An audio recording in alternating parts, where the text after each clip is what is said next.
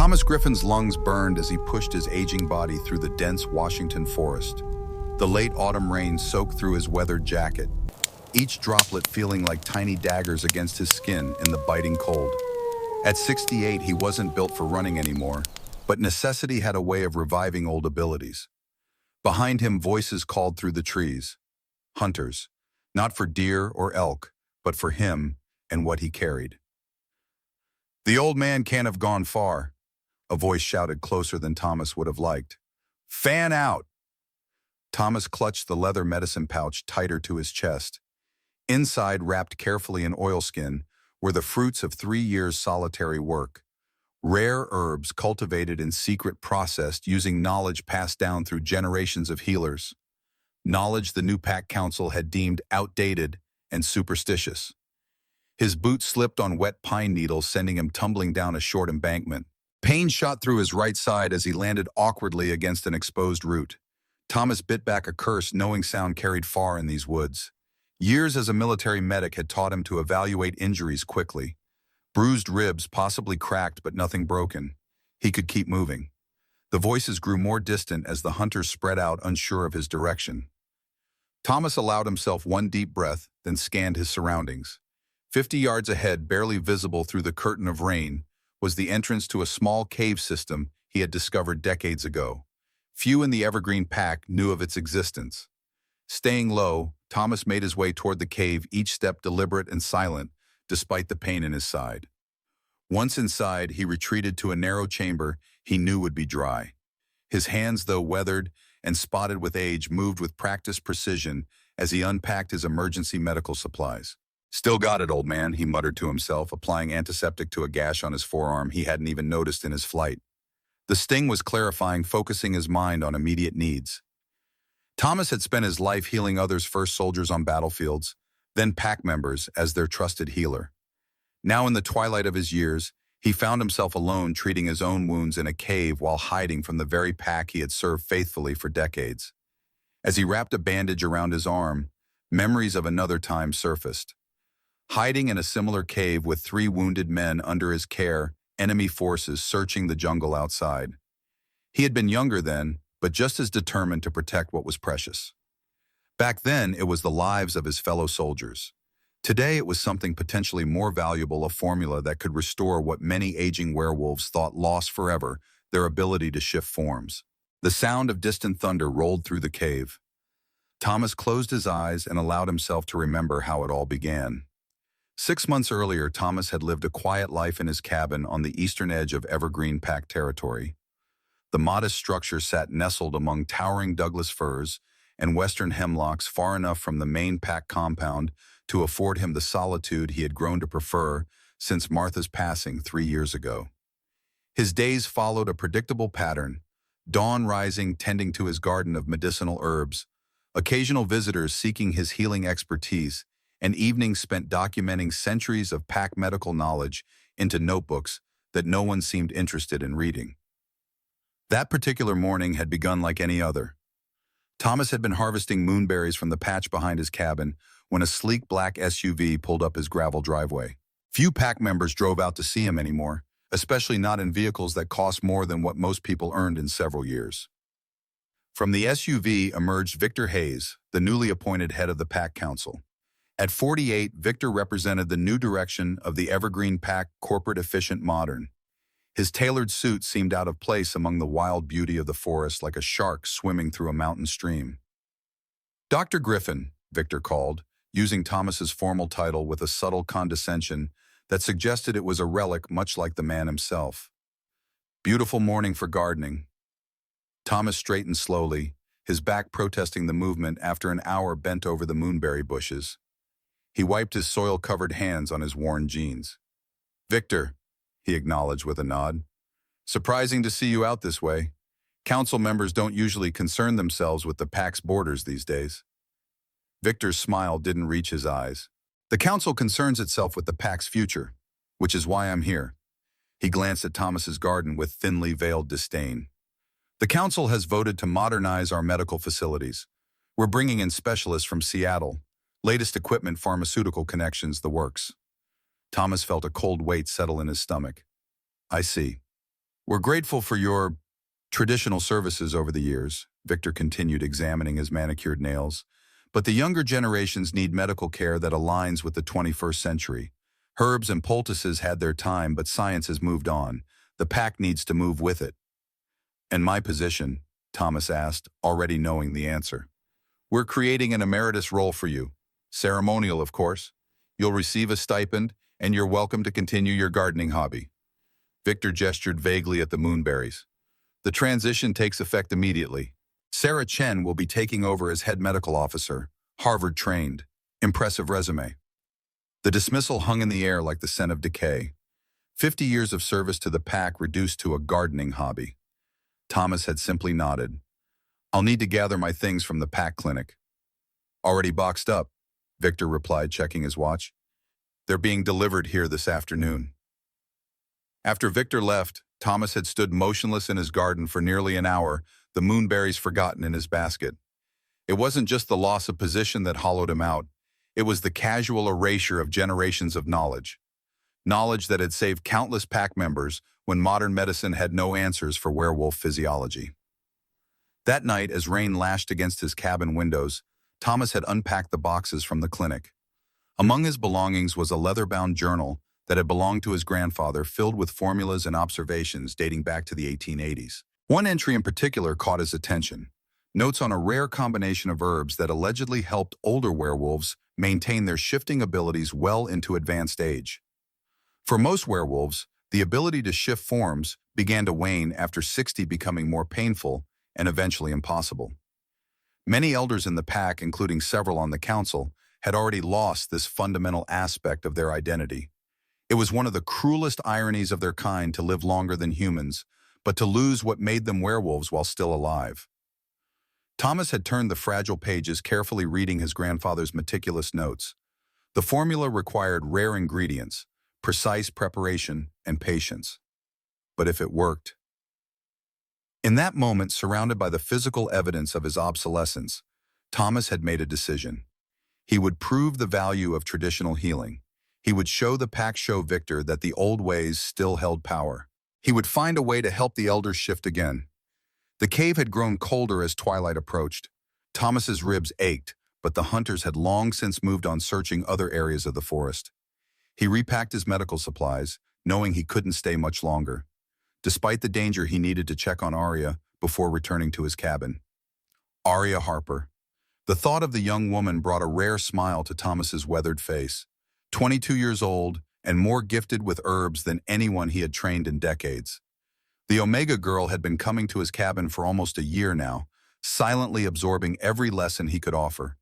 Silent because Aria hadn't spoken a word since witnessing her parents' fatal car accident 6 years earlier. The trauma had locked her voice away, earning her the pack's pity at first, then their dismissal as the defective Omega. Her inability to speak had made her an outcast among a species that relied heavily on vocal communication, especially during shifts. Thomas had seen something different in her: keen intelligence, gentle hands, perfect for delicate work with herbs and eyes that missed nothing. He had taught her sign language, creating a private form of communication between them. In Aria, Thomas saw not just a student, but the future of traditional healing. She was his legacy, whether the pack understood that yet or not. Checking that the coast was clear, Thomas emerged from the cave. Darkness was falling, but his eyes adjusted quickly, one of the few werewolf traits that hadn't diminished with age. He oriented himself and began the long walk to Aria's small cottage, taking a circuitous route to avoid any lingering hunters. The choosing ceremony would be tomorrow night. After 6 failed attempts, Aria would once again stand among the unmated Omegas, hoping an Alpha or Beta would select her as a mate. Thomas knew the cruel reality few wanted. An Omega who couldn't cry out during the mating bond, couldn't sing pack songs, couldn't even whisper endearments. It was why he had decided to bring her as his guest. At least with him beside her, the whispers might be less vicious. The lights of Aria's cottage appeared through the trees as Thomas approached. Situated on the very edge of packlands, it was almost as isolated as his own cabin. Her grandfather Thomas's old friend had left it to her when he passed the only inheritance for a girl the pack had largely forgotten. Thomas knocked softly on the wooden door. Through the window, he could see Aria working at her table, grinding herbs with the mortar and pestle he had given her last winter solstice. Her head lifted at the sound, wariness evident in her posture until she recognized him. The door opened and Aria's eyes widened at his bedraggled appearance. Her hands moved quickly in their private sign language. What happened? You're hurt. Had a disagreement with some of Victor's men, Thomas replied, stepping inside. The cottage was warm, scented with the familiar aromas of dried herbs and wood smoke. Nothing serious. They objected to my botanical research. Aria's expression darkened. She gestured again, her movements sharp with anger. They have no right. Your knowledge belongs to you.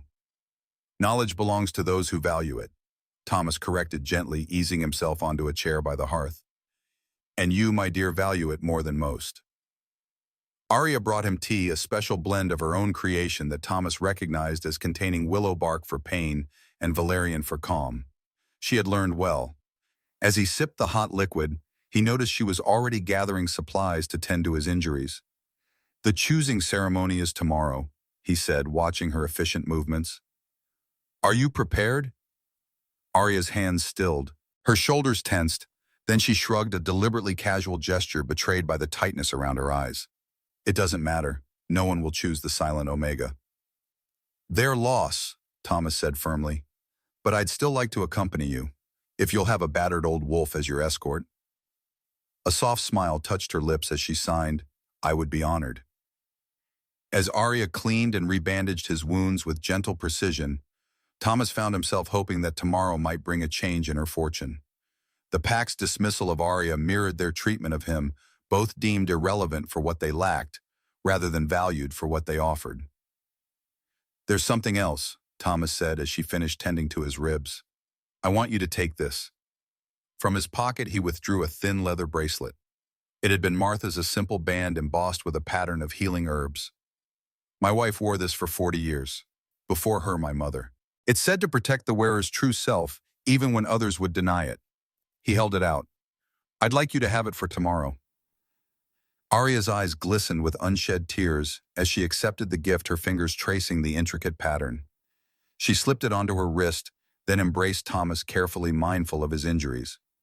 In that moment, Thomas felt a certainty that had eluded him since his dismissal from the Pack Clinic. Whatever Victor and the Council believed, the old ways weren't dead. They lived on in Aria, in her skilled hands and compassionate heart. She was proof that some things were worth preserving. As he left her cottage an hour later, Thomas felt a strange prickling at the back of his neck, an old sensation he recognized from his military days. The feeling of being watched.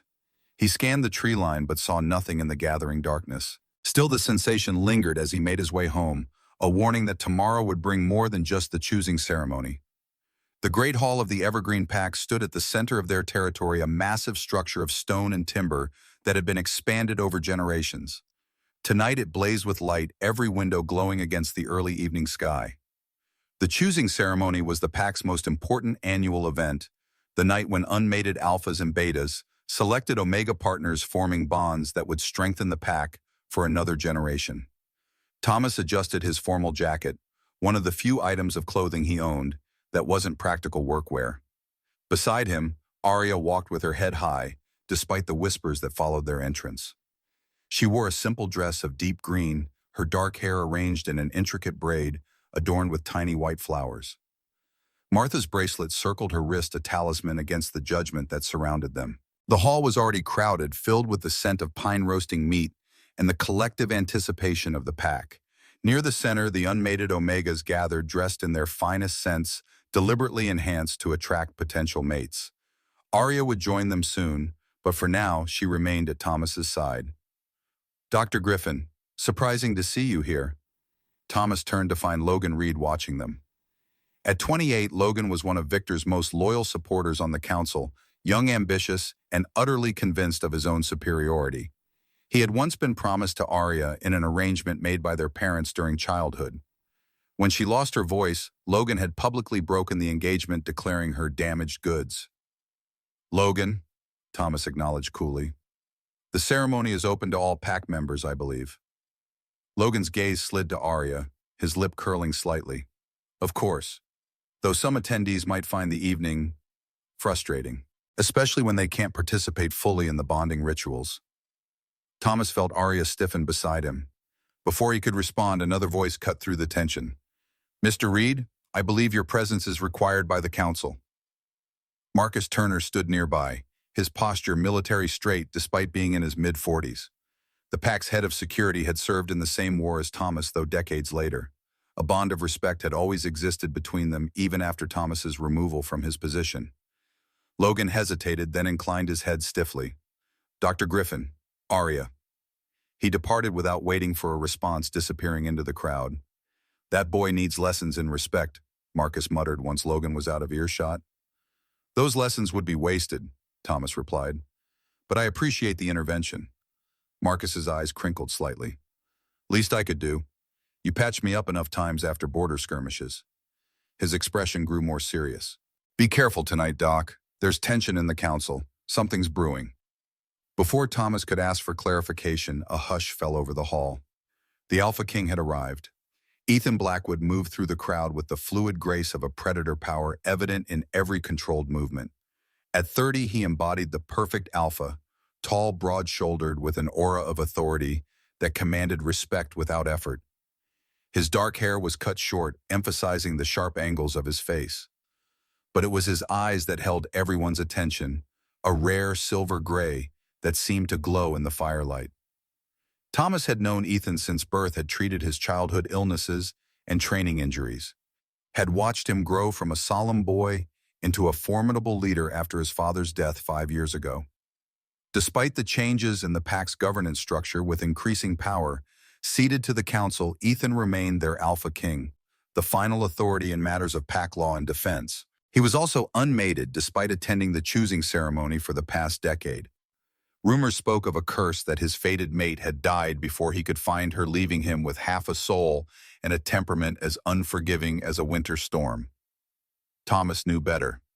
Ethan wasn't cursed. He was waiting. For what Thomas wasn't certain, but he recognized the watchfulness in those silver eyes, the same look his grandfather had described in the journals when writing about wolves who sensed their true mates existed but hadn't yet found them. Ethan took his place on the raised dais at the front of the hall, nodding to the assembled council members. Victor stepped forward, arms spread wide in welcome. "Brothers and sisters of the Evergreen Pack, welcome to the choosing ceremony. Tonight we continue a tradition older than any of us, the sacred bonding of Alpha, Beta, and Omega that keeps our bloodline strong and our pack united." The formal words washed over the crowd. Thomas felt a tug at his sleeve as Aria signed quickly. "I should join the others." He squeezed her hand. "Remember what I told you. Stand tall. You have nothing to be ashamed of." Aria nodded, her chin lifting slightly. As she moved toward the center of the hall, where the other unmated Omegas gathered, Thomas noticed how the others subtly shifted away, leaving a small, empty space around her. The isolation was deliberate, cruel in its casualness. The ceremony began with Victor calling forth the first Alpha, a young man from a prominent family. He surveyed the gathered Omegas, then called a name. A pretty blonde stepped forward, blushing with pleasure. The hall erupted in practiced applause. A match was made. One by one, Alphas and high-ranking Betas stepped forward to make their choices. With each selection, the group of Omegas thinned. The sense of anticipation began to curdle into the sharp tang of desperation among those remaining. Thomas kept his eyes on Aria, willing her to maintain the dignity she had shown thus far. Ethan remained seated, watching the proceedings with detached interest. 10 years of ceremonies, and he had yet to choose a mate. The council's frustration was evident in Victor's tight smile whenever he glanced at their king. As the ceremony progressed, Thomas found himself drifting closer to the side of the dais where he could overhear the council's murmured conversations. Old habits from his military days, gathering intelligence through careful observation, had never quite left him. "This is the 3rd year with declining birth rates," an older council member was saying to Victor. "Without new matings, especially from strong bloodlines like the Blackwoods, we face a slow death." Victor's response was too low to catch, but his expression as he looked at Ethan was calculating. Thomas had seen similar looks during his time as a medic officer planning operations that would risk soldiers' lives for strategic advantage. A movement across the hall caught Thomas's attention. Through a side entrance, 3 strangers slipped in, 2 men and a woman dressed well enough to blend with the crowd, but with an unfamiliar scent that marked them as outsiders. The woman's eyes scanned the room with practiced efficiency before settling on Ethan. Thomas frowned. Security at the ceremony was typically tight. Visitors from other packs were required to announce themselves formally. These three had the furtive movements of those who had entered uninvited. He began making his way toward Marcus, intending to alert him to the presence of strangers when Victor called for silence. And now, as tradition dictates, our Alpha King will have the opportunity to select a mate should any of the remaining Omegas please him. All eyes turned to Ethan, who rose with fluid grace. For the first time that evening, genuine interest flickered in his silver gaze as he surveyed the remaining Omegas, now just 5 young women including Aria. Ethan stepped down from the dais, moving slowly among the Omegas. He stopped briefly before each one exchanging a few words, inhaling their scent. The ritual was ancient, predating even the formal structure of the ceremony. When he reached Aria, a hush fell over the hall. She stood, straight eyes downcast, as protocol demanded, the white flowers in her dark braid trembling slightly with her controlled breathing. Ethan paused longer before her than he had with the others. Thomas saw his nostrils flare slightly as he took in her scent. Then something extraordinary happened. Ethan reached out his fingertips lightly, touching Aria's chin, tilting her face up to meet his gaze. It was an intimate gesture, one typically reserved for after a choice had been made. The entire hall held its breath as silver eyes met deep brown. Thomas felt it before he saw it, a shift in the air, a change in the ambient energy of the room. Ethan's pupils dilated, his body going completely still in the way of predators who have sighted prey. But it wasn't predatory interest in his expression, it was recognition. Profound, soul-deep recognition. Aria's eyes widened. Her lips parted slightly, though no sound emerged. The moment stretched electric with possibility. Then Victor stepped forward, breaking the spell. "My king, perhaps you would like to continue your consideration. There are other suitable candidates awaiting your attention." Ethan's hand dropped from Aria's face. His expression shuddered, becoming once again the mask of detached authority. Without another word, he moved on to the next Omega. But Thomas had seen it. The flicker of something ancient and powerful. The reaction that confirmed what he had suspected since Aria first came under his tutelage. She was Ethan's fated mate. The ceremony concluded without Ethan making a selection, his 10th year of abstention. The remaining Omegas, including Aria, were claimed by Betas, all except for her. The traditional feast began with pack members breaking into smaller groups for food and conversation. Thomas found Aria near the back of the hall, her face composed despite the whispers that followed her. "Did you see?" She signed, her fingers trembling slightly. "I saw," Thomas confirmed quietly. "He recognized something in you." "Then why didn't he choose me?"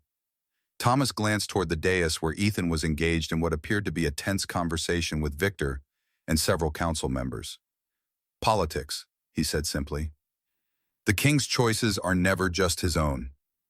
As the evening progressed, Thomas kept a careful watch on both Aria and the strangers he had noticed earlier. The 3 outsiders had separated, moving through the crowd with deliberate casualness. The woman remained closest to Ethan, gradually working her way toward the high table. Concern prickling at the back of his neck, Thomas approached Marcus, who was stationed near one of the exits. "We have uninvited guests," he murmured, inclining his head slightly toward the woman. "3 of them. They entered through the east door about an hour ago." Marcus's expression didn't change, but his posture tensed. "You're certain they're not from one of the allied packs?" "Their scent is wrong. Northern Mountains, if I'm not mistaken." Marcus swore softly. "North Peak Pack. We've had border disputes with them for months." His eyes narrowed. "How did you notice when my guards didn't?" Thomas smiled grimly. "When you've been ignored long enough, you become very good at observing those who ignore you." With a sharp nod, Marcus moved off, speaking quietly into the radio clipped to his jacket. Thomas returned to Aria's side, keeping a protective presence beside her as the feast continued. As the evening was drawing to a close, Thomas found himself near enough to the council's table to overhear Victor speaking with several members. "The Alpha King's hunting trip tomorrow is confirmed. He'll be taking the northern path near Crescent Ridge." "Alone?" another council member asked, surprise evident in his tone. "It's his preference," Victor replied smoothly. "After tonight's tensions, he needs the solitude." Something in Victor's tone set off warning bells in Thomas's mind. Crescent Ridge bordered North Peak territory. For Ethan to hunt there alone, especially with uninvited North Peak wolves at tonight's ceremony, seemed an unnecessary risk. Before he could hear more, a commotion near the main doors drew everyone's attention. Marcus and his security team were escorting the three strangers out firmly but discreetly. Ethan stood, his voice cutting through the murmurs of the crowd. "Victor, explain." Victor rose smoothly, his expression perfectly balanced between concern and control. "Merely a misunderstanding, my king. Visitors who failed to follow proper protocols. Security is handling it." Ethan's silver gaze swept the hall, lingering briefly on Aria before returning to Victor. "Ensure that all security protocols are reviewed before tomorrow's council session. I want a full report." "Of course, my king." As the disruption settled, Thomas took Aria's arm. "I think it's time we departed." Outside, the night air was crisp with the promise of coming rain. Aria walked beside Thomas in silence, but her hands moved in the shadows. "Something is wrong. I could feel it." "Yes," Thomas agreed, his voice low. "And I fear it centers around our king. The way he looked at me was the way a wolf recognizes his true mate." Thomas stopped, turning to face her fully. "Aria, I believe you are Ethan's fated mate. The connection I saw tonight confirms what I've suspected since you first came to me." Her eyes widened, hands moving in urgent denial. "Impossible. I'm defective. Broken." "No," Thomas said firmly. "You are exactly as you should be. Your voice will return when it's ready. But even without it, you are whole. Ethan saw that tonight." "Then why?" "Politics," Thomas repeated. "The council, especially Victor, has been pressuring Ethan to choose a politically advantageous mate. Someone from a powerful family who can strengthen alliances. They wouldn't welcome his choice of a silent Omega with no family connections." Aria's shoulders slumped slightly. "But fate doesn't bow to politics," Thomas continued. "What I saw tonight was real, and dangerous given the current tensions within the pack." They had reached the point where their paths would diverge, Aria to her cottage, Thomas to his cabin. Rain had begun to fall, soft pattering against the leaves overhead. "Be careful tomorrow," Thomas warned. "Stay close to home if you can. I need to look into some matters, but I'll check on you in the evening." Aria nodded, then impulsively hugged him, her slender arms gentle around his still tender ribs. She pulled back and signed one last message before turning toward her cottage. "Thank you for standing with me tonight." Thomas watched until she was safely inside, then began the longer walk to his own cabin. His mind churned with what he had overheard: Ethan's planned hunting trip, the presence of North Peak wolves, Victor's too casual tone when discussing the king's solitary excursion. It painted a troubling picture, one that grew clearer with each step Thomas took through the rainy night. By the time he reached his cabin, he had made a decision. Tomorrow, while Ethan hunted near Crescent Ridge, Thomas would be watching from a distance. The old healer still had a duty to his king, whether the pack acknowledged it or not. And if his suspicions were correct, Ethan would need every ally he could find. Dawn broke in muted shades of gray as Thomas prepared for his self-appointed mission. The rain had continued through the night, turning the forest trails to slick mud. Perfect conditions for tracking and for ambush. Thomas moved methodically around his cabin, gathering supplies with the efficiency of a man who had spent decades in the field. Into his worn leather backpack went medical supplies, water-dried venison, and a small box containing his most potent herbal remedies. Last came his old military binoculars, still sharp enough to spot movement from half a mile away. His body protested as he shouldered the pack. Yesterday's injuries hadn't fully healed, an uncomfortable reminder that his werewolf regeneration had slowed with age. Once he would have recovered overnight. Now the deep bruising along his ribs would take days to fade. Another reason the younger pack members viewed elders as liabilities rather than assets. Thomas checked the hunting schedule he had accessed through the pack's shared calendar, a concession to modernity he grudgingly appreciated. Ethan would begin his solitary hunt at Crescent Ridge around noon, working his way north through the densely wooded slopes where elk herds gathered in early autumn. That gave Thomas time to reach a position where he could observe without being detected. He locked his cabin and set out following game trails that would keep him away from the main pack paths. The forest welcomed him like an old friend, familiar even in the gloomy half-light of the storm-darkened morning. 2 hours of steady hiking brought him to the eastern edge of Crescent Ridge. Thomas found a sheltered position on higher ground beneath the spreading branches of an ancient cedar tree. From here, he had a clear view of the main approach to the hunting grounds, while remaining hidden from casual observation. He settled in to wait using techniques honed during long surveillance missions. Control your breathing, minimize movement, become part of the landscape. Shortly before noon, a lone figure emerged from the forest below. Ethan moved with the confident grace of an apex predator dressed for hunting in dark clothing that blended with the wet foliage. He carried no rifle. Wolves hunted with their natural weapons when in their territories. Thomas tracked Ethan's progress through the binoculars, noting the tension in the Alpha King's posture. Last night's ceremony had clearly left him unsettled. Thomas wondered if the connection with Aria was still resonating within him, creating the same disturbance in his soul that Thomas had witnessed in her. Ethan paused at the bottom of the ridge, lifting his head to scent the air. For a moment, Thomas worried he might detect an older wolf's presence, but the steady rain washed away scents almost as quickly as they formed. After a moment, Ethan continued up the slope, moving deeper into the prime hunting territory. Thomas gave him 15 minutes, then began to follow at a safe distance, keeping to the natural cover of the forest. Years as a healer had taught him the movements of werewolf bodies in ways few others understood. He could predict Ethan's path by the way the alpha's shoulders set the direction of his gaze, the subtle shifts in his weight. The rain intensified as the afternoon progressed. Thomas maintained his vigil, circling wide to keep Ethan in sight while staying downwind. The Alpha King moved with purpose, tracking an elk herd that had left fresh signs along the muddy ridge. 2 hours passed without incident. Thomas began to wonder if his suspicions had been unfounded. Perhaps Victor's interest in Ethan's hunting plans had been innocent. Perhaps the North Peak wolves at the ceremony were simply uninvited guests, not harbingers of trouble. Then the wind shifted, bringing with it new scents. Thomas stiffened his old instincts, screaming a warning. At least 3 unfamiliar wolves were approaching from the north, moving fast and with purpose. Their scent carried the distinctive musk of the North Peak pack, wilder, more aggressive than the Evergreen wolves. Thomas changed position, moving higher up the ridge to get a better view. Through his binoculars, he could see dark shapes slipping through the trees, converging on Ethan's position. The Alpha King remained unaware, focused on the elk tracks he was following. It was a classic ambush formation. Thomas had seen similar tactics in war: enemies flanking a target, cutting off escape routes, waiting for the perfect moment to strike. He had to warn Ethan without revealing his own presence to the North Peak wolves. A direct approach would put them both in danger. Instead, Thomas reached for a small pouch in his pack containing dried barula root, a plant that when crushed emitted a scent that wolves instinctively associated with danger. With practiced movements, Thomas crushed the root between his fingers and placed it on a flat stone.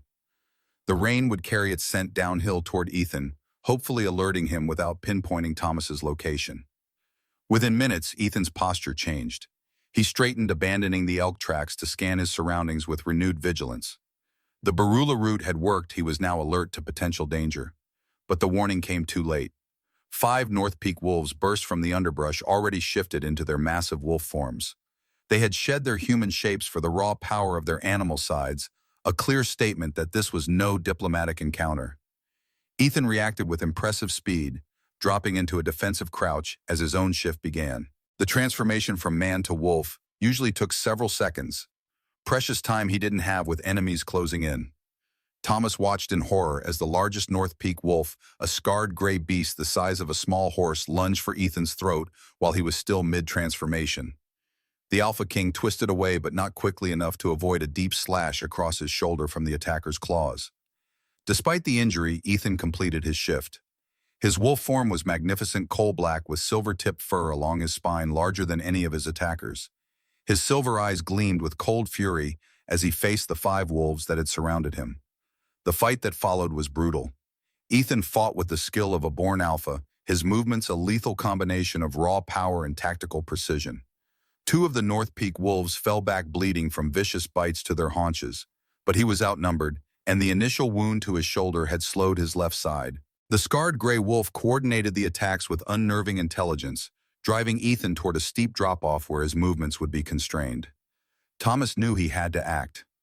Ethan might be the more powerful fighter, but 5 against 1 were impossible odds, especially with the strategic disadvantage of the terrain. Moving quickly despite his protesting ribs, Thomas circled to a position 30 yards above the fight. From his pack, he took a small clay pot sealed with beeswax, one of his more potent creations. Inside was a mixture of wolfsbane extract and crushed ghost pepper, suspended in pine resin. When ignited, it produced a smoke that caused intense discomfort to werewolf senses without causing permanent damage. It was a defensive tool he had developed for the pack's border guards years ago, though Victor had discontinued its use, preferring more modern and lethal weapons. Thomas struck a match and lit the short fuse protruding from the pot, then hurled it into the midst of the fighting wolves. The pot shattered on impact, and thick, acrid smoke billowed outward. The effect was immediate. The North Peak wolves recoiled, paws scraping at sensitive noses, eyes watering uncontrollably.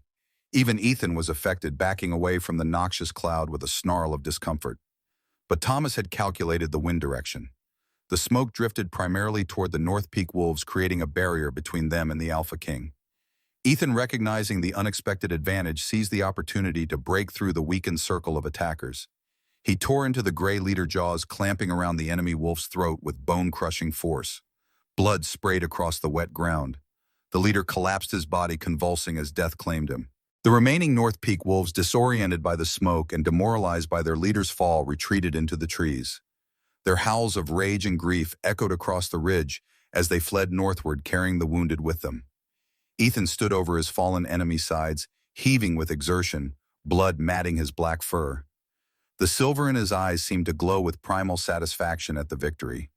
Then slowly his gaze lifted to the spot where Thomas stood, partially concealed by a cluster of young hemlocks. For a long moment, wolf and man stared at each other across the distance. Recognition flickered in those silver eyes, not just of Thomas as a pack member, but understanding of what had happened. Ethan knew he had been saved by the old healer's intervention. Thomas inclined his head in a gesture of respect. He expected the Alpha King to acknowledge him and then depart, perhaps shifting back to human form once he had recovered from the fight. Instead, Ethan's massive black form suddenly staggered, legs splaying awkwardly as he tried to maintain his balance. A tremor ran through his body, followed by another, more violent spasm. He collapsed beside the dead North Peak wolf, his breathing becoming rapid and shallow. Thomas was moving before conscious thought could intervene, medical instincts overriding caution. He scrambled down the steep slope, nearly losing his footing in his haste to reach the fallen king. Up close, the extent of Ethan's injuries became clear. The slash across his shoulder was deep, but it shouldn't have caused this level of distress. Thomas examined the wound carefully, his experienced hands parting the matted fur. There, almost invisible against the dark blood, was a greenish residue along the edges of the gash. Thomas recognized it immediately: wolfsbane extract mixed with nightshade, a potent neurotoxin specifically formulated to affect werewolf physiology. The North Peak wolves had coated their claws with poison. This was no territorial dispute or random attack. It was an assassination attempt. Ethan's breathing grew more labored, foam flecking his muzzle as the toxin spread through his system. His silver eyes found Thomas's face, intelligence still present despite the pain. A low whine escaped his throat, not a sound of weakness, but of warning. Thomas understood. They were exposed here, vulnerable to a return attack if the North Peak wolves gathered reinforcements. They needed to move to safety. "I need to get you somewhere I can treat this properly," Thomas said, keeping his voice low and steady despite the urgency pounding through his veins. "The poison is spreading fast. Can you walk at all?" Ethan struggled to rise, managing to get his front legs under him before collapsing again. The mighty Alpha King reduced to trembling weakness by an insidious poison. Thomas's heart clenched at the sight. "All right, different approach." Thomas scanned their surroundings. "There's a hunter's cabin about half a mile east. We can shelter there while I work on extracting the poison." The next challenge was how to move 200 pounds of wounded werewolf through difficult terrain. Thomas couldn't carry him, not with his own injuries still healing, but he could provide support. From his pack, Thomas retrieved a length of sturdy rope. He fashioned a harness around Ethan's chest, carefully avoiding the wounded shoulder, creating a support that would allow the wolf to use what strength remained in his legs, while Thomas took some of the weight. "This won't be comfortable," Thomas warned, "but it's our best option." Working together, they began the slow, painful journey toward the hunter's cabin. Ethan fought against the spreading paralysis with impressive determination, his powerful will refusing to surrender to the poison even as it coursed through his system. The rain continued to fall, washing away their scent trail, small mercy, in a situation that offered few. Thomas kept up a steady stream of quiet encouragement, the words as much for himself as for Ethan. Just a little further. You're doing well. The worst of the ridge is behind us now. They had covered perhaps a quarter mile when Ethan suddenly froze his head, lifting despite the obvious pain the movement caused. His nostrils flared, scenting something Thomas's human nose couldn't detect. A moment later, Thomas heard it too, the snap of a branch too deliberate to be weather or wildlife. Someone was following them. Thomas helped Ethan into the cover of a dense thicket, then retrieved his binoculars. Scanning back along their path, he caught movement among the trees, a lone figure moving with the careful precision of a tracker. It wasn't a North Peak wolf. The build and movement were familiar, though the rain and distance made identification difficult. Thomas adjusted the focus and felt a surge of relief as the figure's features became clear. Marcus Turner. The head of security was following their trail rifle in hand, moving with the alertness of a man expecting trouble. Whether he had been sent by the council or was acting on his own initiative, his presence was a welcome sight. Thomas was about to signal him when Ethan's body went rigid beside him. A harsh, rattling breath escaped the wolf's throat as his eyes rolled back, showing the whites. Seizure, one of the late-stage symptoms of the poison. Thomas abandoned any thought of signaling Marcus. The seizure required immediate attention.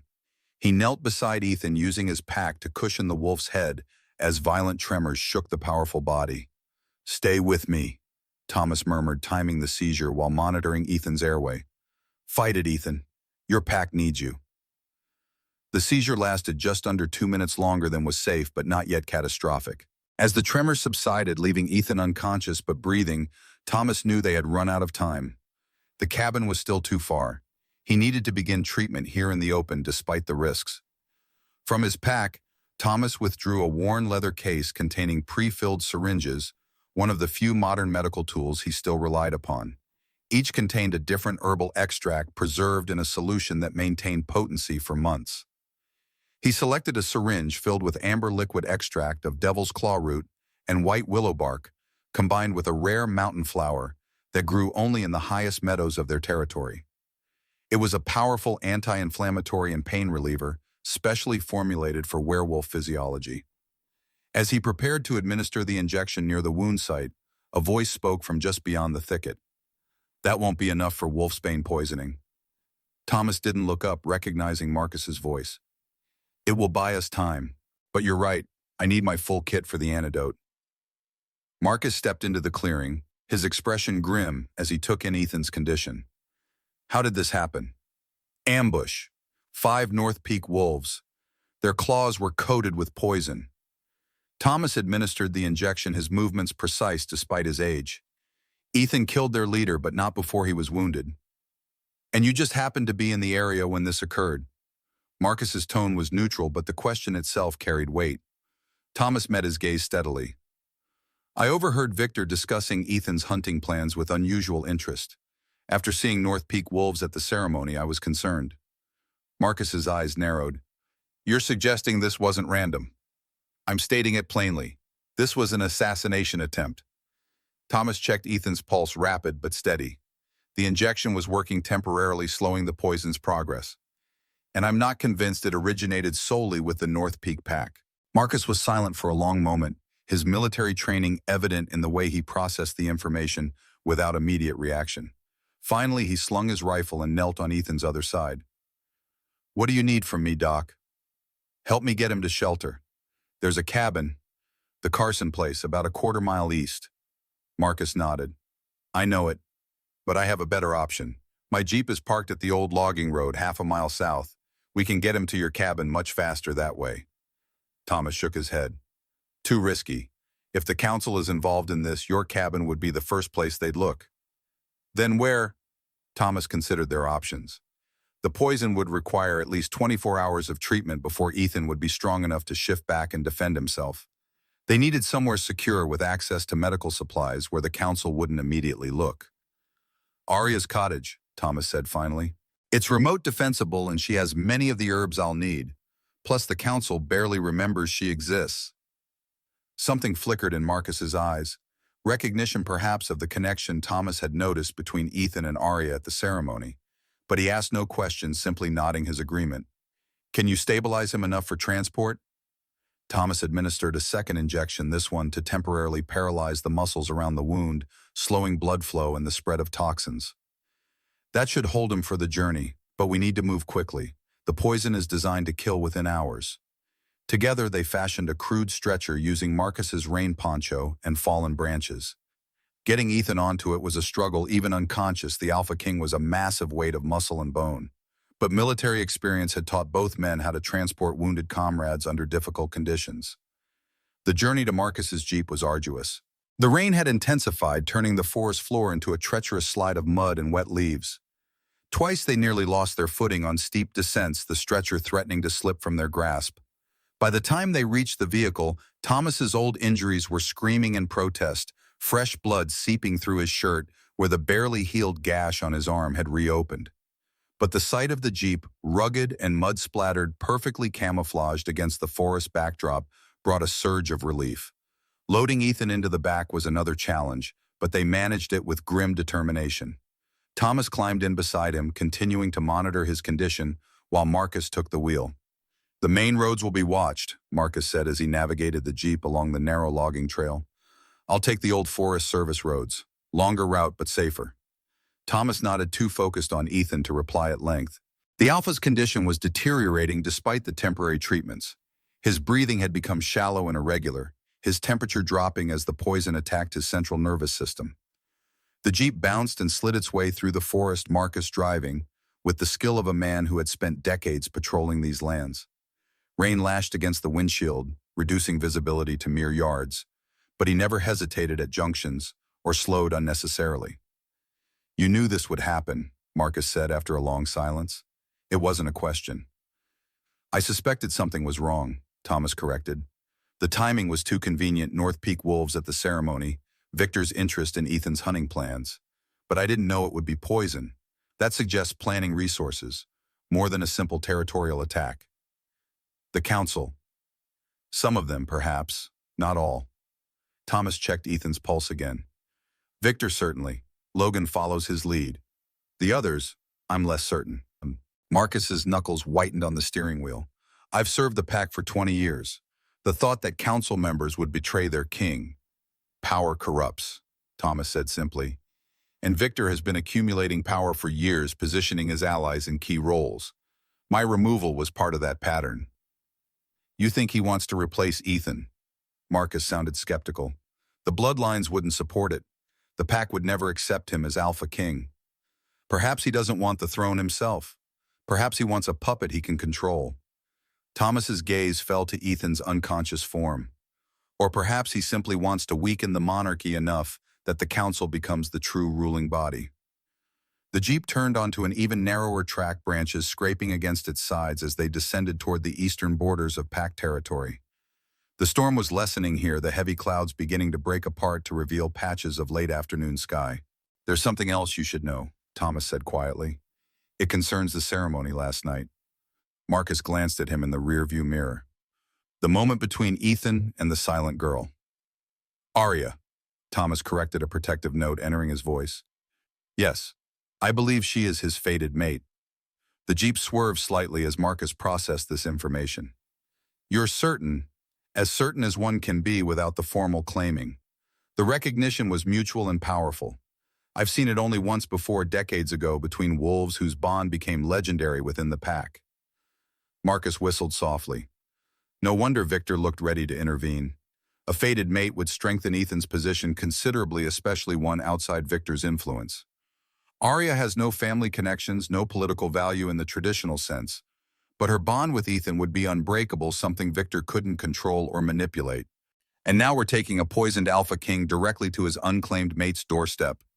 Marcus shook his head, a grim smile touching his lips. "The political implications alone." "Politics be damned," Thomas said with sudden heat. "Ethan is dying. Aria's cottage is our best chance to save him. Everything else is secondary." Marcus didn't argue, focusing instead on navigating a particularly treacherous stretch of road where floodwater had carved channels through the dirt. They rode in silence for the remainder of the journey, each man lost in his own thoughts, as the implications of the day's events unfolded in their minds. Finally, the jeep slowed as they approached the narrow track leading to Aria's isolated cottage. Marcus killed the engine 100 yards away. "Better to approach on foot from here," he explained. "Less chance of being spotted or heard." Thomas nodded his agreement. "I'll go ahead and explain the situation to Aria. She'll be frightened enough without two men arriving unannounced with a wounded wolf." "I'll stay with him," Marcus said, gesturing to Ethan. "But hurry, Doc. His breathing is getting worse." Thomas made his way quickly along the muddy path leading to Aria's cottage. The small structure appeared peaceful in the fading daylight smoke rising from the chimney in a thin, steady stream. A single light glowed behind the curtained front window. He knocked on the door with their established pattern, 2 quick raps, a pause, then 3 more. It was a code they had developed during their lessons, a way for Aria to know it was him before opening her door to potential danger. The door opened almost immediately, revealing Aria's concerned face. She must have been watching from the window, perhaps alerted by some instinct that trouble was approaching. Her hands moved in rapid signs. "What's happened? You're injured again." "No time to explain fully," Thomas replied, his voice low and urgent. "Ethan has been attacked, poisoned. He needs immediate treatment. Marcus Turner is helping me. We need to bring him here." Aria's eyes widened, her fingers flying in shocked response. "The Alpha King, here. Why not the Pack Clinic?" "Because I believe members of the council may be involved in the attack." Thomas held her gaze, willing her to understand the gravity of the situation. "Aria, this is quite literally life or death. For him, and possibly for the Pack's future. Will you help us?" Without hesitation, she stepped back from the door, gesturing for him to enter. Her next signs were quick and decisive. "Bring him. I'll prepare what we need." Thomas felt a surge of pride at her immediate courage. "Marcus will help me carry him. Clear space near the fire, we need to keep him warm." As Aria hurried to prepare the cottage, Thomas returned to the jeep.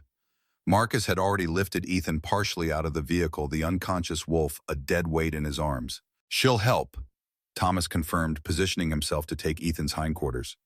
"But we need to move fast. He's getting worse."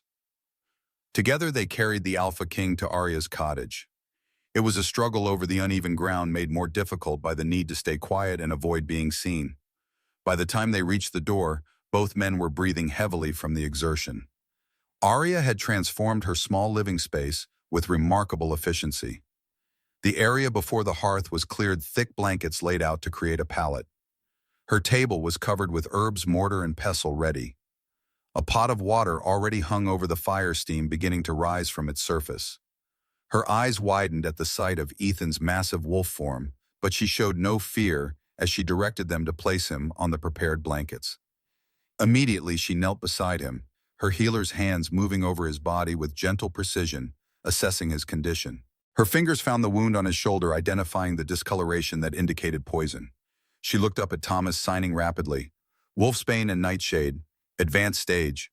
How long since exposure?" "Approximately 3 hours." Thomas answered, kneeling beside her. His old bones protested the movement, but he ignored the discomfort. "I've administered temporary countermeasures, but we need the full antidote." Aria nodded, already moving to her shelves of dried herbs. She selected several jars with quick, confident movements, bringing them to the table. Marcus watched them work with undisguised amazement. "You've taught her well, Doc." "She was born for this," Thomas replied simply, pride evident in his tone despite the dire circumstances. "Her grandfather was a gifted healer before me. The knowledge is in her blood." Together, Thomas and Aria began the complex process of creating the antidote. It required precise measurements of rare herbs, careful extraction of essential oils, and exact timing of each step. They moved in perfect synchrony, communicating through signs, nods, and occasional quiet words from Thomas. Marcus stationed himself by the window, rifle ready, keeping watch for any sign they had been followed or discovered. The cottage was silent, except for the crackle of the fire, the soft clink of glass jars, and Ethan's labored breathing. As Thomas crushed dried bloodroot with a mortar and pestle, adding it to the simmering mixture Aria was stirring, he explained the situation more fully to her through a combination of speech and signs. The North Peak wolves were waiting for him. It was a planned ambush with poison specifically designed to kill an alpha. Someone told them exactly where Ethan would be hunting today. Aria's hands paused in their work, her expression troubled as she signed her response. You think someone in our pack betrayed him? Yes. And I believe it was Victor, possibly with Logan's help. They've been consolidating power for months. With Ethan gone, they would control the council completely. But who would be Alpha, the bloodline? Would pass to Ethan's cousin Mitchell, a weak wolf who seldom attends council meetings. He would be a figurehead, nothing more. Marcus spoke up from his position by the window. There's something else to consider. What you saw at the ceremony last night between Ethan and Aria. Thomas nodded gravely. If Victor recognized what I did, that Aria is Ethan's fated mate, it would give him additional motivation to act quickly. A mated Alpha King with a true bond would be much harder to control or depose. Aria's hands stilled completely, her face paling at the implications. She looked down at the unconscious form of Ethan, seeing him not just as her king, but as something far more personal and profound. He knew me. When our eyes met, he knew me. Yes, Thomas confirmed gently. The recognition was clear to anyone with eyes to see it, which makes you both targets now. The gravity of the situation settled over the cottage like a physical weight. Aria resumed her work with renewed urgency, her slender fingers moving with increased precision as she completed the final stages of the antidote. The finished medicine was a thick, dark liquid that smelled strongly of earth and bitter herbs. Thomas checked its consistency carefully before nodding his approval. This needs to be administered directly into the wound, he explained, filling a large syringe with the mixture. The poison has spread too far for oral administration to be effective. Aria held Ethan's massive head steady while Thomas injected the antidote deep into the shoulder wound. The Alpha King's body tensed, a low growl escaping his throat. Despite his unconscious state, the medicine burned as it worked to neutralize the toxins. Now we wait, Thomas said, setting the empty syringe aside. The next few hours will be critical. If he survives until midnight, he has a chance. Aria signed a question that Thomas had been avoiding in his own mind. What if he dies here? What happens to the pack? To us? If Ethan dies, Marcus answered before Thomas could, his voice hard with suppressed emotion. The council will claim it was an attack by North Peak wolves alone. They'll use it to justify military action against our neighbors. There will be war, and anyone who questions the official story will be branded a traitor. And if he lives, Aria's signs were sharp with intensity. If he lives, Thomas said quietly, we still face danger. Victor won't stop with one failed attempt. And now we've involved ourselves directly in pack politics at the highest level. There's no going back from this. Aria's next signs were slow, deliberate, each movement imbued with determination. Then we make sure he lives, and we protect him until he can protect himself. Thomas felt a surge of admiration for the young woman before him. Silent she might be, but there was nothing weak or defective about Aria Harper. In that moment, he could see clearly why fate had chosen her as the match for their Alpha King. The cottage settled into a tense vigil as darkness fell outside. Aria tended to Ethan with gentle care, applying cooling cloths to his fever-hot fur, monitoring his breathing and pulse. Thomas prepared additional medications they might need throughout the night while Marcus maintained his watchful guard. 3 hours after administering the antidote, Thomas checked Ethan's wound again. The greenish discoloration had begun to recede, and the swelling was noticeably reduced. The Alpha's breathing, while still labored, had become more regular. The antidote is working, Thomas announced, relief evident in his voice. He's fighting the poison successfully. Marcus allowed himself a small smile. Stubborn even while unconscious, that's our king. Aria's shoulders sagged slightly as tension drained from her body.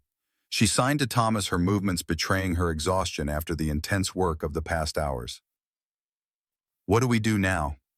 Now, Thomas said, settling himself more comfortably beside the fire. We prepare for what comes next, because when Ethan wakes, everything changes. Outside the cottage, the storm had passed. Moonlight filtered through breaking clouds, casting silver light across the forest. In the distance, a wolf howled, a lone voice, soon joined by others, creating a chorus that rose toward the night sky. The pack was calling, searching for their missing king. But in the small cottage at the edge of their territory, Ethan Blackwood fought for his life in silence, surrounded by unlikely guardians. An aging healer, the council had discarded a security chief torn between duty and honor, and a mute Omega girl with the courage to defy generations of pack politics. Thomas looked from Aria's determined face to the powerful, vulnerable form of their Alpha King, and felt the weight of the moment settle into his bones. This night marked a turning point not just for the 4 individuals gathered in this cottage, but for the entire Evergreen Pack. The old ways and the new were colliding, and from that collision would emerge either destruction or a new beginning. Thomas only hoped they would all survive to see which path their future would take. Dawn broke with tentative fingers of light reaching through Aria's curtain windows. Thomas awoke instantly, decades of military and medical training having conditioned him to transition from sleep to full alertness without the gradual awakening most people experienced. He had dozed in the old wooden chair by the hearth, his body protesting the uncomfortable position, but his mind unwilling to leave Ethan unattended. His first glance was toward the Alpha King. Ethan's massive wolf form lay still on the pallet of blankets, his black fur gleaming in the firelight. But the labored breathing of the previous night had eased. The wound on his shoulder, while still angry and raw, no longer carried the greenish tinge of poison. Aria was curled on the floor beside him, one slender hand resting lightly on Ethan's foreleg. She had refused to leave his side throughout the night, administering the follow-up treatments Thomas had prepared with unwavering precision. Now exhaustion had finally claimed her. Marcus stood at the window, his posture indicating he had been there for hours. The security chief's vigilance was a reassuring presence, though Thomas wondered how long any of them could continue at this pace. "He's improving," Thomas said softly, moving to check Ethan's vital signs. Marcus glanced over his shoulder, the weariness in his eyes momentarily lightened by hope. Will he be able to shift back soon? It was the question that had concerned them all night. In wolf form, Ethan remained vulnerable, unable to communicate, unable to defend himself properly if they were discovered. But the shifting process required enormous energy his body was currently directing toward healing. "Not yet," Thomas replied after a careful assessment. "The poison has been neutralized, but the damage to his system is extensive. Forcing a shift now could kill him." Marcus nodded grimly, returning his attention to the forest outside. "We have another problem. The council has organized search parties. They're methodically combing the territory starting from Crescent Ridge and working outward." "How long until they reach this area?" "Mid-afternoon at the earliest. But that assumes they maintain their current pattern. If something makes them suspect this location specifically..." The implication hung in the air between them. If Victor had any reason to believe Ethan might be brought to Aria's cottage, the search would be redirected immediately. Thomas moved to wake Aria, gently touching her shoulder. She came awake with the same immediate alertness he had shown, her eyes focusing first on Ethan before looking up at Thomas with a question in her gaze. "How is he better?" Thomas assured her. "The fever has broken and his pulse is stronger, but he needs more time before he can shift." "And we don't have much time," she signed, glancing toward Marcus at the window. "The council is searching," Thomas confirmed. "We need to prepare for the possibility they'll find us." Aria's response was immediate and decisive. "Then we need a plan, not just to hide, but to expose the truth." Thomas felt a surge of pride at her courage. This young woman, whom the pack had dismissed as broken, possessed a core of strength that put many alphas to shame. "Marcus," Thomas called softly, "we need to talk strategy, all of us." The security chief joined them by the hearth, his expression grave. "I've been thinking about our options. None of them are ideal." "Share them anyway," Thomas prompted. "Perfect solutions are a luxury we don't have." Marcus crouched beside them, keeping his voice low as though concerned that even here they might be overheard. "Option 1. We hide Ethan here and hope the search parties miss this cottage. Risky given how methodical Victor's people can be." Aria signed her response, which Thomas translated for Marcus. "This cottage is registered in pack records. They'll check it eventually, even if it's low priority." "Exactly," Marcus agreed. "Option 2. We move Ethan to a new location, but transporting an injured alpha wolf without being seen in daylight is nearly impossible. And he's still too weak to travel far," Thomas added. "What's option 3? Marcus hesitated, his military training evident in the way he assessed potential risks before speaking. "Option 3 is more aggressive. We gather evidence of Victor's betrayal and take it directly to the pack elders, bypassing the council entirely." This sparked Thomas's interest. The pack elders, werewolves over 70 years old who had retired from active leadership, still held ceremonial authority. In cases of disputed succession or suspected treason, they could theoretically intervene. "What evidence do we have?" Thomas asked. "Suspicion isn't enough to accuse a council head of attempted regicide." We have the poison itself, Marcus pointed out. It's unique, a specific formula used exclusively by the North Peak Pack. I recognized it from border skirmishes. The question is, how did Victor acquire it, and how did he coordinate with North Peak wolves? Aria's hands moved in excited signs. The visitors at the ceremony, the strangers you saw. Could they have been the contact? Possible, Thomas acknowledged. But proving a connection between them and Victor would be difficult. We need something more concrete. They fell silent, each considering the challenge before them. The cottage was quiet except for the soft crackle of the fire and Ethan's steady breathing. Then unexpectedly, a low rumbling sound emerged from the Alpha King's throat. All three turned to see Ethan's silver eyes open, alert and aware, despite the pain that still creased his features. He was conscious, observing their conversation with the intense focus that had always marked him as a natural leader. Ethan? Thomas moved quickly to his side, medical instincts taking over. Don't try to shift yet. The poison has been neutralized, but your body needs more time to heal. The massive black wolf gave a slight nod of understanding, his intelligent gaze moving from Thomas to Marcus and finally settling on Aria. Something profound passed between them, a recognition that transcended words or even conscious thought. Aria's hand moved to rest gently on his head, and Ethan leaned into the touch, accepting her care with a trust that seemed instinctive rather than considered. The king is awake, Marcus said, relief evident in his voice. That changes things. Indeed it did. Even in wolf form, a conscious alpha could communicate basic intentions and understand complex situations. Ethan's awareness gave them options they hadn't had before. Thomas addressed the wolf directly, knowing Ethan would understand, despite being unable to respond verbally. We believe Victor Hayes orchestrated the attack on you, working with North Peak wolves. The council is organizing search parties allegedly to find you, but possibly to ensure you don't return alive. He paused, making sure Ethan was following. We need evidence to prove Victor's treachery to the pack elders. Ethan's silver eyes narrowed, a growl rumbling deep in his chest at the mention of Victor's betrayal. Then with obvious effort, he shifted his massive head toward the doorway, then back to Thomas. The meaning was clear, he wanted to leave. You're not strong enough to travel, Thomas objected, concerned by the Alpha's eagerness to confront the danger directly. The poison damaged your nervous system. You need at least another day before attempting to shift back to human form. Ethan's response was a low, insistent whine. He tried to rise, his powerful legs trembling with the effort before collapsing back onto the blankets. Aria placed a restraining hand on his shoulder, her expression stern despite the gentleness of her touch. She signed rapidly, and Thomas translated for Ethan's benefit. Aria says you'll be no use to the pack dead, which is what you'll be if you push yourself too soon. The healing process cannot be rushed, even for an Alpha King. A frustrated huff escaped Ethan, but he stopped attempting to rise. His silver eyes remained alert, watching as the three of them resumed their strategic discussion. If we can't move Ethan safely and staying here is risky, then we need to focus on gathering evidence, Thomas reasoned. Something concrete that connects Victor to the North Peak wolves. Marcus nodded thoughtfully. Victor keeps private records in his office at the council building. He's meticulous about documentation, a habit from his corporate days. If there's evidence, it would be there. Can you access his office? Thomas asked. Not easily. It's kept locked and there are usually council staff present. Marcus frowned, considering the obstacles. But not tonight. The full moon hunt will draw most of the pack to the northern clearings. The council building should be minimally staffed.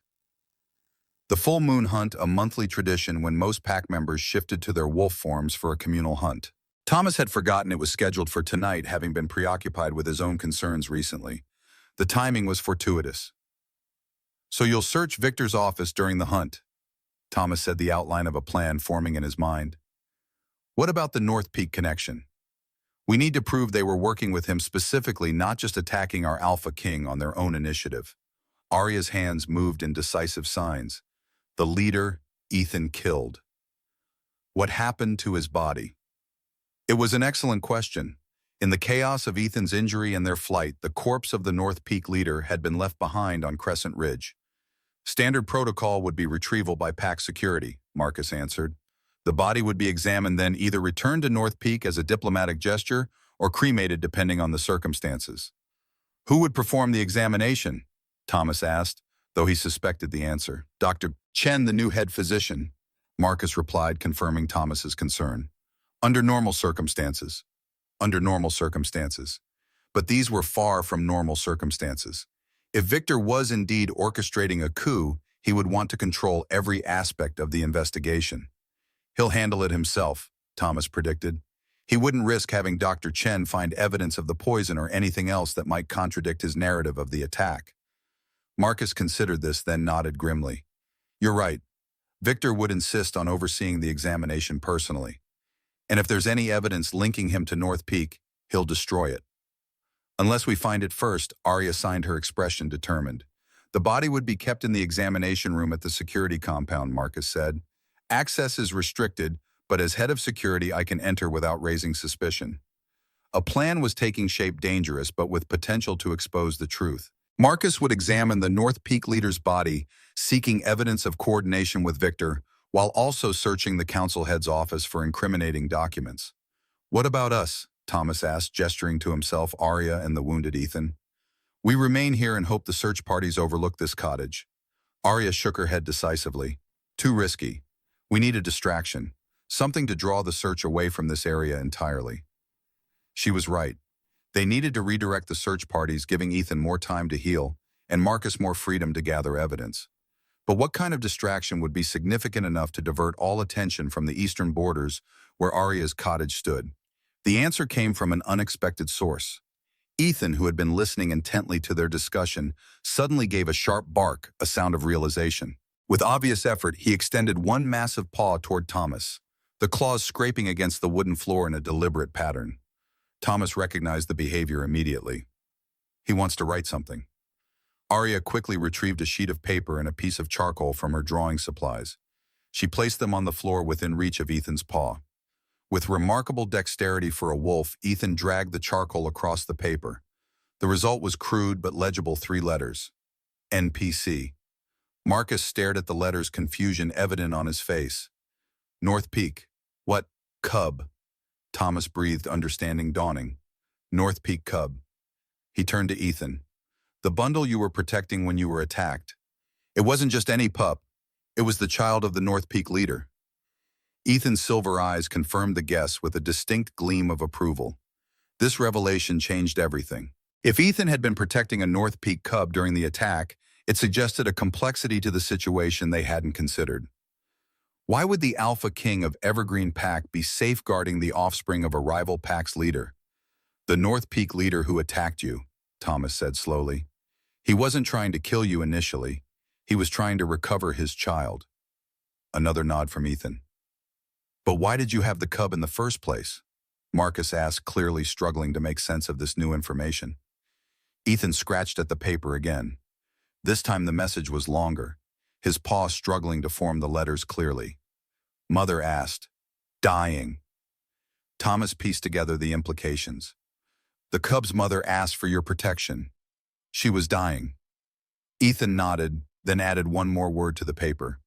Sister. The room fell silent as the full picture emerged. The North Peak leader's mate, the mother of the cub, had been Ethan's sister. Not by blood perhaps, but by some bond strong enough that she had entrusted him with her child as she lay dying. Your sister married into the North Peak Pack, Thomas said, understanding now. When she was dying, she asked you to protect her child. You went to retrieve the cub, but were ambushed not by her mate, but by others who saw an opportunity. Ethan's eyes clouded with grief, but he nodded confirmation. Victor must have learned about the cub, Marcus reasoned. He used the situation to set a trap, telling the North Peak wolves where to find you, providing them with the poison. From their perspective, you had stolen their future alpha. From Victor's perspective, it was a perfect opportunity to eliminate you. Where is the cub now? Aria signed her expression concerned. All eyes turned to Ethan, who scratched a final message on the increasingly crowded paper. Hidden. Safe. The cub is our distraction, Thomas said, the plan crystallizing in his mind. If we can make Victor believe Ethan hid the North Peak heir somewhere in the Western Territories, he'll redirect the search parties there away from us. Marcus nodded slowly, seeing the strategy. It could work. Victor would be desperate to find the cub, both to eliminate a potential complication and to use as leverage with North Peak. How do we plant this information? Aria asked. Through Logan, Thomas decided. He's ambitious, but not particularly clever. If he believes he's discovered valuable information Victor doesn't yet have, he'll rush to be the one to deliver it. The plan took shape quickly. Marcus would return to the Pack compound, ostensibly rejoining the search efforts. He would accidentally reveal to Logan that there were signs of Ethan traveling toward the western caves with a bundled package. The suggestion of a North Peak cub would be planted through carefully chosen words, allowing Logan to believe he was piecing together the truth himself. Meanwhile, during the full moon hunt that evening, Marcus would examine the North Peak leader's body and search Victor's office. If he found evidence linking Victor to the ambush, he would bring it directly to Elder Jackson, the most respected member of the Pack elders. And us, Thomas gestured to himself, Aria, and Ethan. What's our role? We heal him, Aria signed simply. We prepare for whatever comes next. It was not the active role Thomas might have preferred, but he recognized the wisdom in it. His greatest contribution to the Pack right now was ensuring their Alpha King recovered completely. Marcus departed shortly after carrying with him their hopes for justice. Thomas watched him disappear into the forest, aware that they were placing enormous trust in the security chief's discretion and abilities. With Marcus gone, the cottage seemed quieter, more isolated. Thomas turned his attention back to Ethan's treatment, preparing a fresh poultice for the wound. Aria worked alongside him, her movements confident and precise as she ground herbs with mortar and pestle. He needs protein to rebuild his strength, Thomas noted. Game would be best something freshly caught. Aria nodded, setting aside her work to retrieve a hunting knife from a drawer. She signed briefly. I'll check my traps. There might be rabbit. Be careful, Thomas cautioned. Stay close to the cottage. If you see any sign of search parties. I know, she interrupted with a firm gesture. I've avoided Pack attention for years. I know how to move unseen. After she left, Thomas found himself alone with Ethan. The Alpha watched him with those intelligent silver eyes, following every movement as Thomas prepared medications and checked the healing wound. You recognized her immediately, didn't you? Thomas said conversationally as he worked. At the ceremony, you knew she was your mate. Ethan's ears flicked forward in affirmation. The old stories say true mates can sense each other from the moment of first meeting, that the wolf inside knows its other half instantly. Thomas smiled slightly. I saw it happen once before, decades ago. My grandfather called it soul recognition, something deeper than scent or sight or sound. Ethan made a soft sound somewhere between a whine and a rumble. Yes, it's rare, Thomas agreed, interpreting the sound correctly.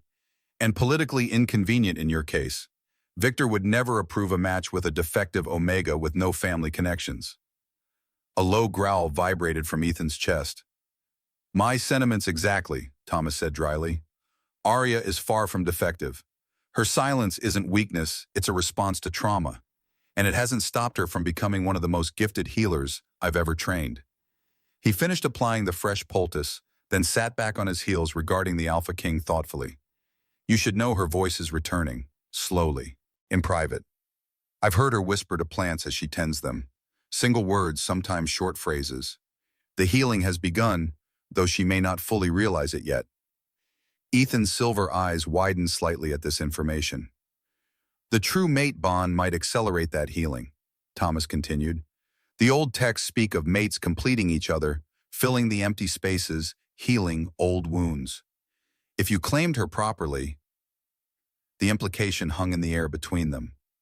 A proper claiming the ritual that would bind Alpha and Omega in a lifelong bond could only occur when both parties were in human form, capable of speaking the ancient vows. Ethan's gaze became distant, considering possibilities and complications. Then he looked back at Thomas with a question in his eyes. Yes, I believe she would accept you, Thomas answered the unspoken query. Despite your rather intimidating reputation, she's not one to be swayed by rumors or frightened by power. A different sound emerged from Ethan, then something almost like a chuckle. It was heartening to hear a sign that the Alpha spirit remained strong even as his body healed. The moment was interrupted by the cottage door opening as Aria returned.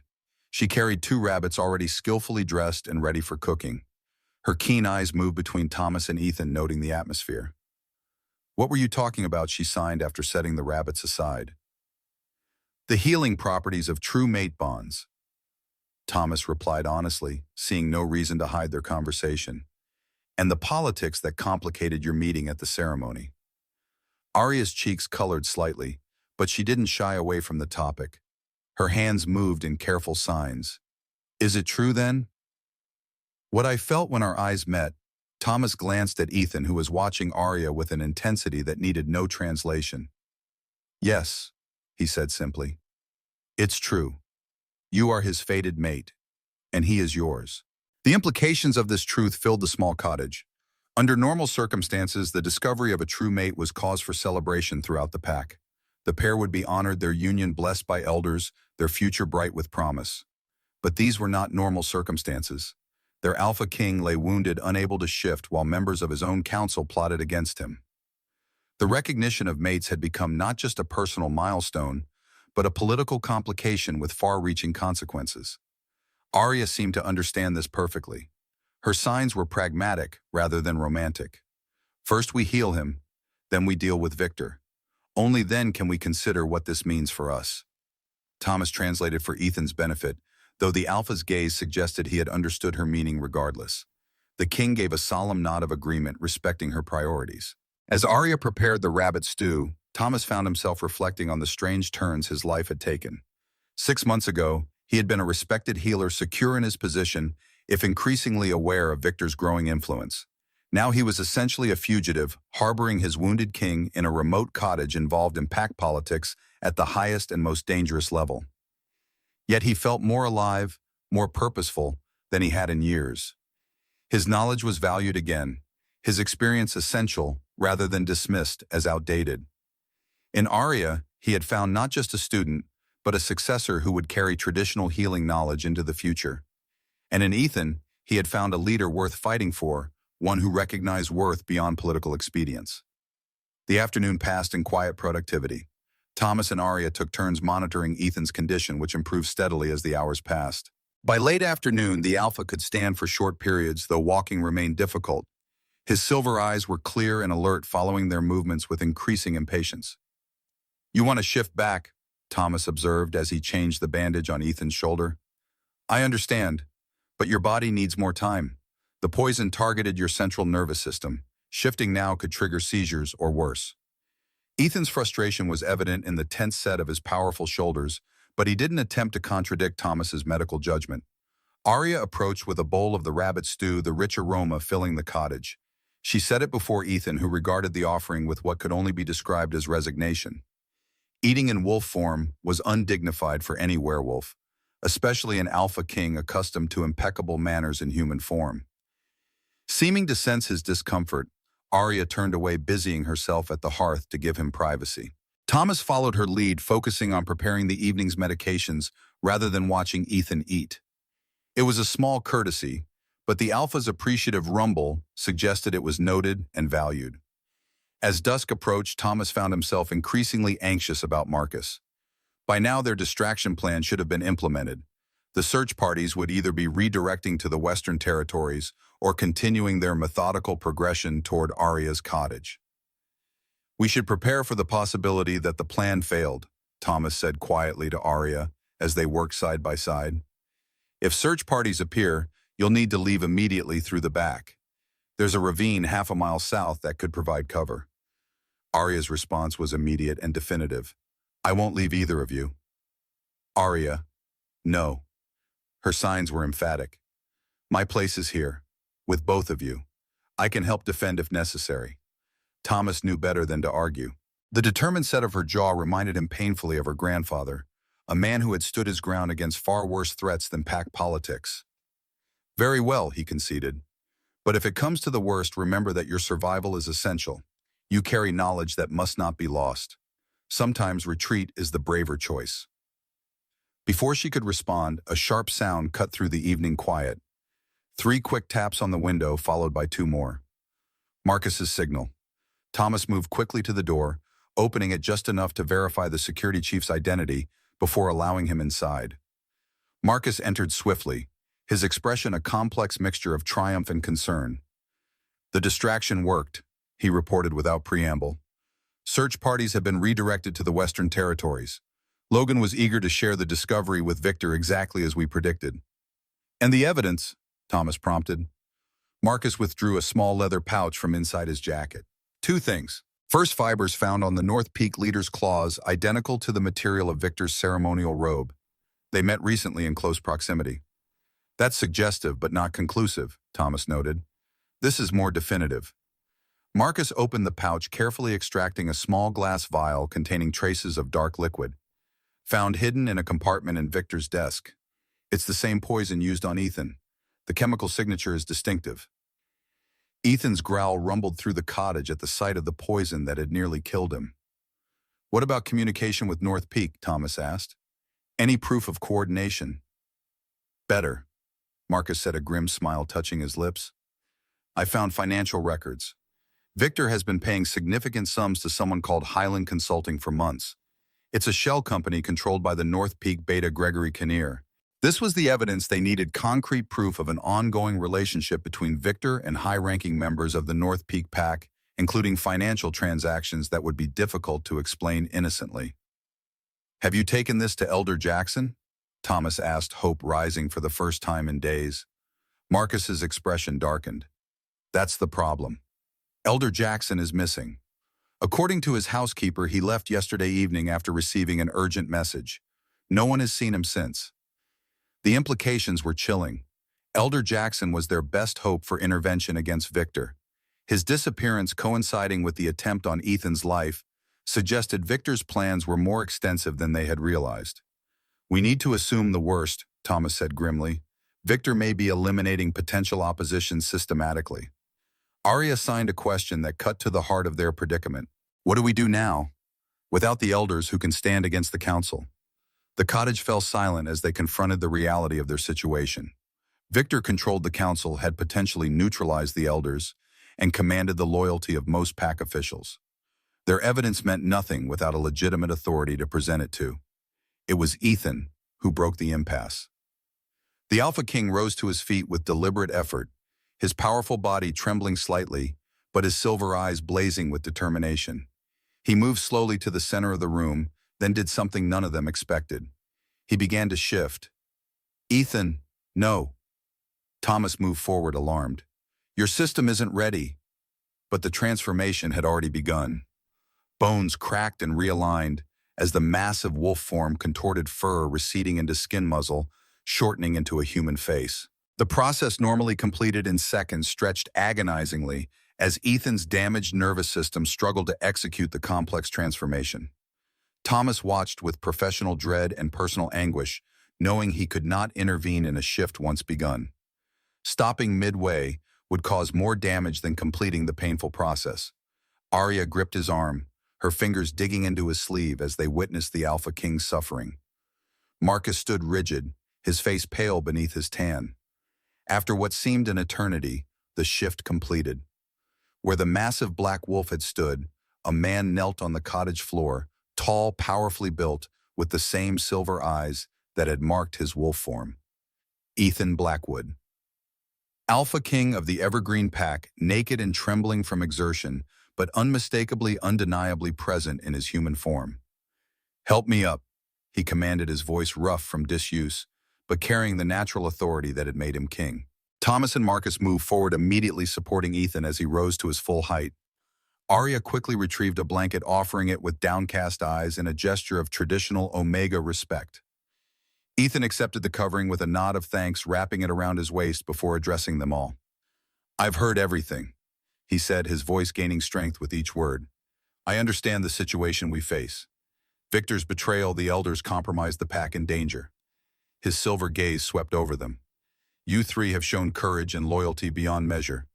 Now I ask for your trust, as I tell you what must happen next.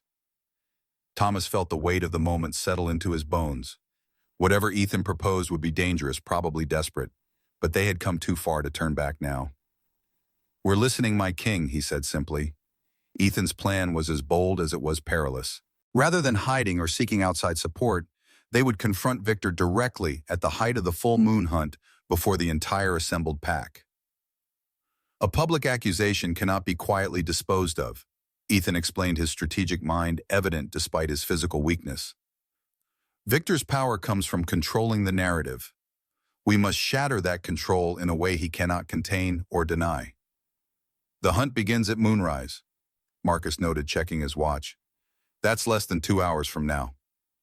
Enough time to prepare, Ethan replied with grim determination. Enough time for what must be done. As they discussed the details, Thomas found himself watching Aria. She had retreated slightly, her expressive eyes fixed on Ethan with a complex mixture of emotions, concern, admiration, and something deeper that belonged only to true mates who had recognized each other but not yet claimed the bond. When Ethan finally looked directly at her, the cottage seemed to hold its breath. Alpha King and silent Omega, their connection transcending the chaos that surrounded them. Aria. Ethan said her name like a prayer on his lips. I would speak with you alone if Thomas and Marcus would grant us a moment.